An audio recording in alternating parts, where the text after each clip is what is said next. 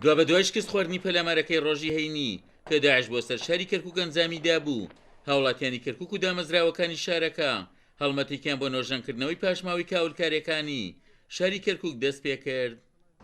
داعشەکان خۆیان زەڵم من ئەزانیان پشتانەیان تاسیریانەیە بۆ هەموو ملەتێک لە ناو شارەکە ئێمەش مادام کەرکووک ساغە سەلامەتە هەموو شتێک حەل بێتەوە ئینشاءڵڵا دا ئەمامێنی ئینشاءڵڵا بزانین محاولە چیەکەینەوە بۆیان ملاتنە زەمبوار بێرە هەبجالب تو بڕا ئەم میلەتە هیچ تاوانێکی نییە.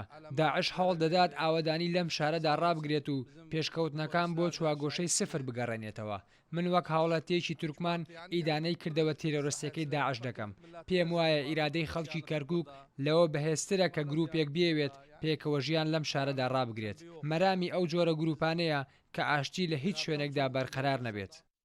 لێپرسراوانی شارەکەش ڕایانگەیان پیلانەکەی داعش کە دەشبام و پێکاتەکانی شارەکە بوو شکستی پێهاتووە و ستایشی ڕۆڵی دژە تیرۆریشیان کرد لە شکست پێێنانی و پەلامارەی داعش.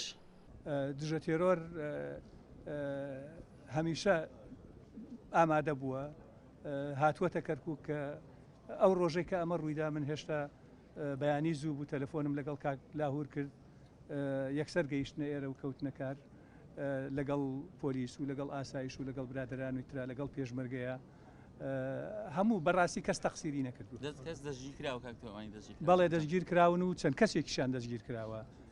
ڕۆژی یەکەم خەڵک دەستگیر کرا دوێنێ شخصێکی گرنگیان دەستگیر کراوە ئەم بەیانەیەکێکی تر دەستگیر کرا چەند کەسێکمان لەلایە لەبەرەوە زیانیاری زیاترمان دەسەکەوێت. طبعا بە ناوی سەرجەم ئەندامان ئەنجومەنی پارێزگاکە کورد بە هەموو پێکاتەکانیەوە کورد و عەرەب و تورکمان و کلد و سریان و حتا ئەو بەڕێزانشی کە لە تایفەکانی تر و لە ئەقلیەتەکانی ترشن زۆر سوپاسی خەڵکی شاری کەرکووکن کە توانیان لە سەقفێکی زەمەنی زۆر کورد ئەم پرۆسە نەگریسەی داعش یەکلاکەنەوە و ئێستا کە ئارامی بە کەرکووک بەخشن سوپاسی ئەو هەموو هۆکار ڕاگەیاندانەشەکەین کە بەشداریان کرد لە چارەسەرکردن بەشێکیش بوون کە لەوەی کە عالەم ئاگادارکەنەوە کە شاری کەرکووک شاری پێکەوە ژیانە هەر هەمومان هەستاوین بۆ بەرەنگاربوونەوەی داعش لە هەر شوێنێکا بێ و